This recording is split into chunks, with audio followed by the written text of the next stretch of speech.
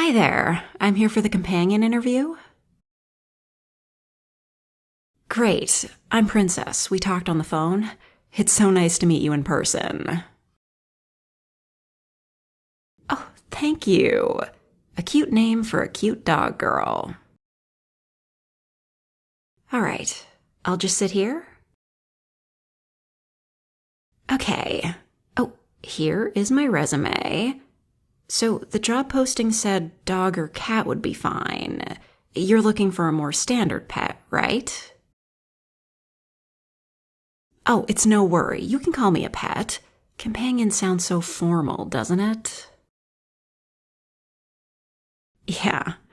Anyway, I've been a professional pet for about 10 years now, and as a dog girl, I've assisted with exercise routines with daily walks, kept owners on schedule with regular meal times and sleeping hours, and, of course, provided emotional support through a variety of means. The usual ways: being petable, cuddling, even just looking cute. I bring the sunshine with me. Oh, absolutely. I have therapy dog training, so I'm more qualified than most. I'm afraid I only have a couple of references, as my arrangements have all been long-term, but they have been very successful and enjoyable for all parties. What I'm looking for: a forever home, temporary, I don't mind either way. But if it is temporary, I would ask for notice. Yes, 2 weeks is standard. That's enough time to find a new position. You're right, there's no shortage of openings. A lot of pets go from house to house, even only staying a couple weeks at a time. It's good for people who just need a change of pace. But I'm more interested in longer time frames. I find it easier to provide proper companionship that way. I mean, I need at least a week to get the patterns down. Oh, right. You said you've never had a pet before. Well, a pro has to keep note of your comings and goings to understand you better. Social patterns, speaking patterns, sleep hours, eating hours.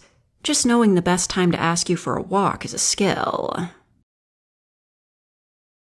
Typically, I need at least 2 a day. But since you have a backyard, I would be able to play around back there. But we will have an easier time building a connection with each other if we go on walks. Perfect. If you're really looking for exercise, I can do runs too.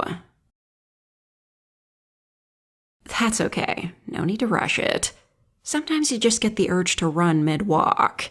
Don't worry, I can keep up with that too. Okay, maybe that's just me. Although the kids in the first house I worked in really liked doing that.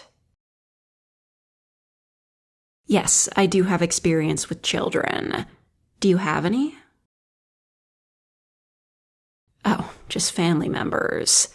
Well, either way, I'm very social. I get along with all kinds of humans.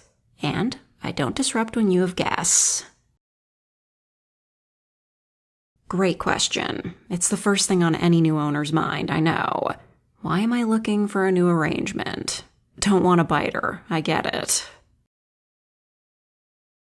My previous owner is getting up there in age and can't really handle a pet anymore. I would have been happy to take care of myself for the most part. I can be independent when needed. But she said it wouldn't be fair to me if she couldn't provide enrichment. So we didn't end on bad terms. I just wish the arrangement could have lasted longer.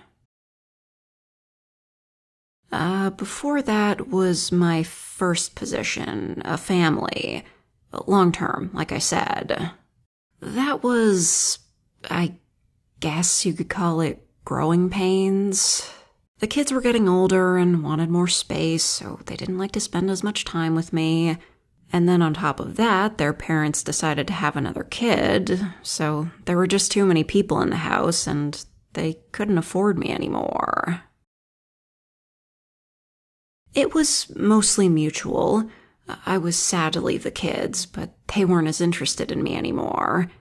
And I have sensitive hearing and living with a baby. I love them, but they do make a lot of noise. It was better for everyone that I moved on. They have agreed to vouch for me if you call them. It's expected. I mean, you're deciding whether or not I get to live with you. I promise I'm much better than a roommate, though. Yes, we should discuss compensation.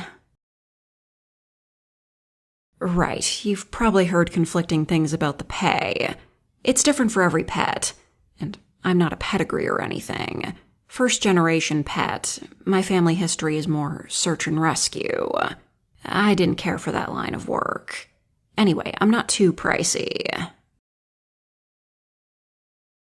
My pay can vary. Of course, the majority is covered by room and board, so as long as I have a place to sleep and you're feeding me, that's typically enough. And the weekly allowance. But there are other expenses, such as vet visits and, of course, clothing. I'm good with making mine last, but, things need to be replaced every so often. And it's customary to give bonuses on birthdays, but that's pretty expected.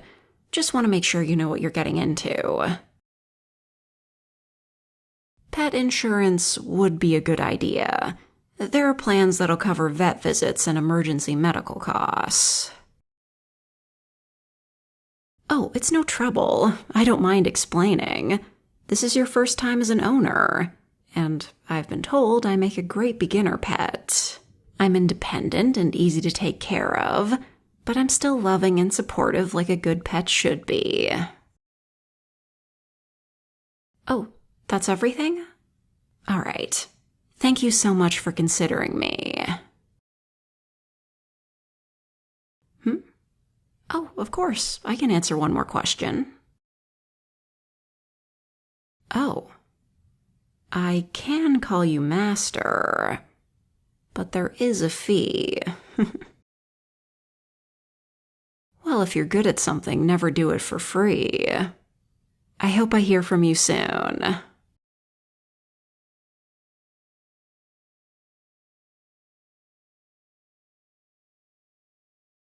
Okay, did you guys know there's a Google Docs template for a pet resume? I know it's basically just an about me page for an animal, but it's like, here's my resume, would you like to hire me as your dog?